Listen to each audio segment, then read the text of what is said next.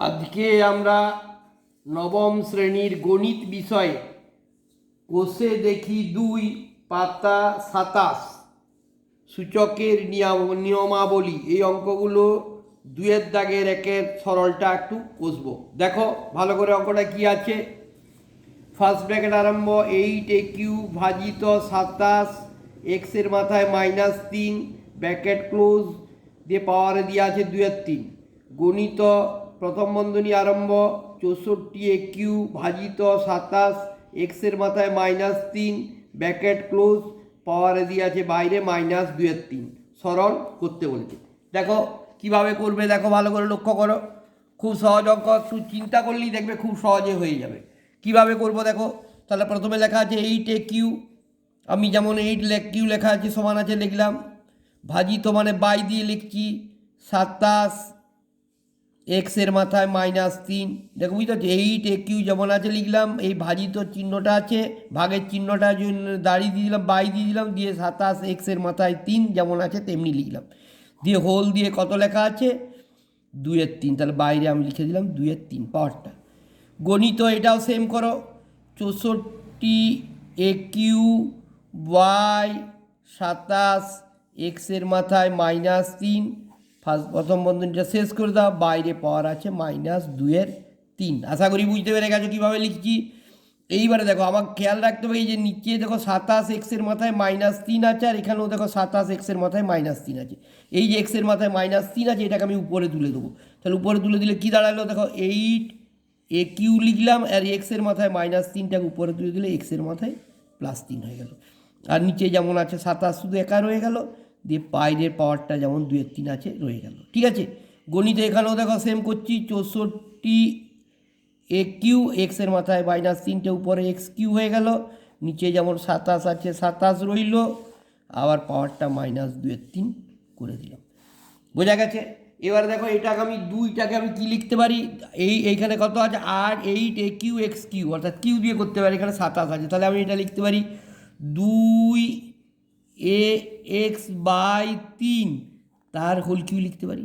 কেন বলো তো, 8 মানে কটা 2, 3টে 2, তাহলে a কিউ মানে 3টে, x³ মানে 3টে, তাহলে 2ax, আর 3টে 3 গুণ করলে হয় 27, তাহলে 2ax/3 তার হোল কিউ মানে হচ্ছে 8aqx³/27।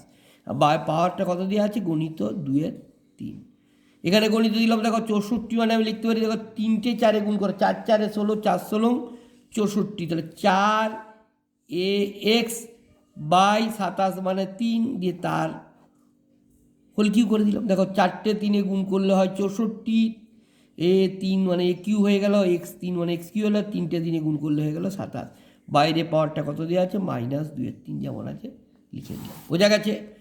এবার দেখো পাওয়ারটা কাটি, 3 3 কেটে গেল, এখানে 3 3 কেটে গেল, তাহলে এখানে আমি কি পেলাম দেখো, সমান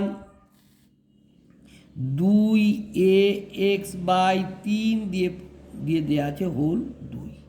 গণিতে এখানেও পেলাম কত দেখো 4x/3, এখানে দেওয়া আছে -2। তাহলে এটা যেহেতু মাইনাস দেওয়া আছে, তাহলে এটাকে আমি এইভাবে লিখতে পারি, কীরকম লিখতে পারি দেখো, 2ax/3 তার হোল স্কোয়ার বাই এটা নিচে নামিয়ে দিচ্ছি, তাহলে 4ax/3 ওই -2টা বাইরে যেটা আছে সেটা হোল স্কোয়ার হয়ে গেল, প্লাস হয়ে গেল। বুঝতে পারছো। তাহলে এবার দেখো এইটাকে আমি আরও কীভাবে লিখতে পারি, যেহেতু দুটোতেই স্কোয়ার আছে, তাহলে আমি এখানে এইটা এইভাবে লিখে দিতে পারি 2x/3 বাই 4x/3 দিয়ে তার গোটাটাই একসাথে হোল স্কোয়ার। এই স্কোয়ার দুটো জায়গায় আছে, তাহলে একটা জায়গায় করে দিলাম। এবার দেখো এটা একটা জটিল ভগ্নাংশ বেরিয়ে গেছে, একটা অঙ্ক 2, 3, 4টে পরপর উপর নিচে আছে। জটিল ভগ্নাংশের নিয়ম কি, সব্য উপরেরটা সব্য নিচেরটা উপরে চলে যায়, মাথা পা বুক পেট, সব থেকে উপরে এইটা আছে, মাথা এইটা, বুক এইটা, পেট এইটা, পা এইটা। বুঝতে পারছো, এই মাথাটা আর পাটা উপরে চলে, অর্থাৎ সর্ব উপরের অঙ্কটা সর্ব নিচের অঙ্কটা উপরে চলে যায়, এটা জটিল ভগ্নাংশের নিয়ম। তাহলে 2ax গণিত 3 বাই, দেখো বুক কত 3 আর পেট কত 4ax, তাহলে 3 গণিত 4ax, তাহলে 3টা আর 4axটা নিচে চলে গেল, দিয়ে তার কী দেওয়া আছে হোল স্কোয়ার।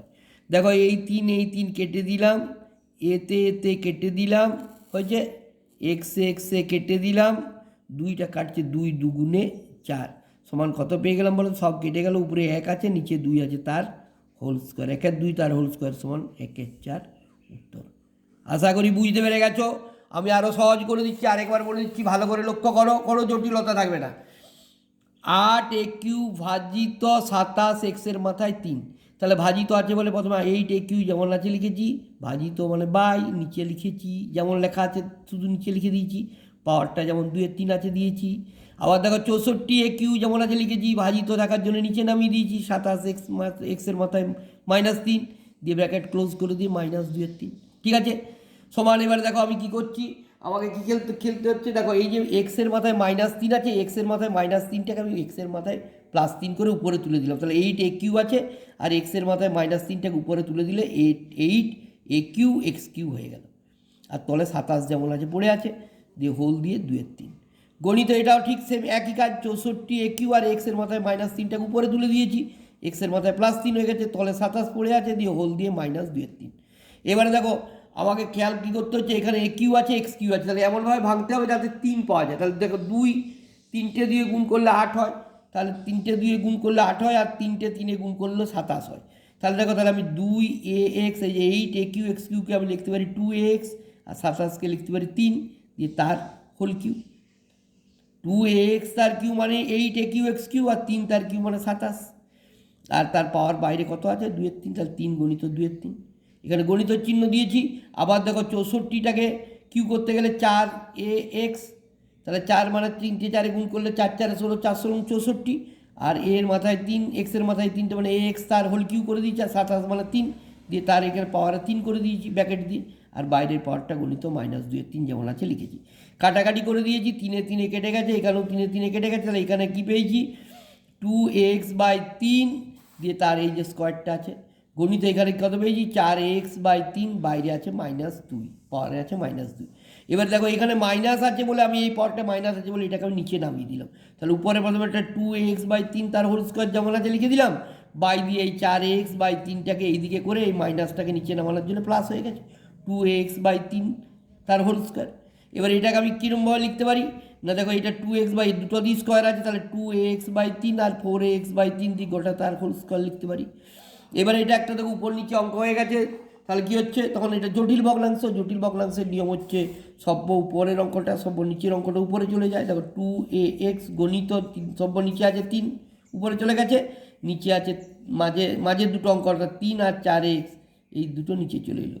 3 3 কেটে দিয়েছি, এতে কেটে দিয়েছি, এক্সে কেটে দিয়েছি, 2কে 4 দিয়ে কেটেছি, 2 2 4, তাহলে উপরে কিছু নেই মানে 1, আর নিচে 2 পেয়েছিলাম 1/2 তার হোল স্কোয়ার, 1/2 তার হোল স্কোয়ার মানে কত হয়ে গেল 1 4 উত্তর। আশা করি বুঝতে পেরেছো। আমার চ্যানেলটাকে ফলো করবে, সব অঙ্ক সহজ হয়ে যাবে, চিন্তার কোনো কারণ নাই। ফুলকে ফুল নাম্বার, লক্ষ্য করো, ফলো করো।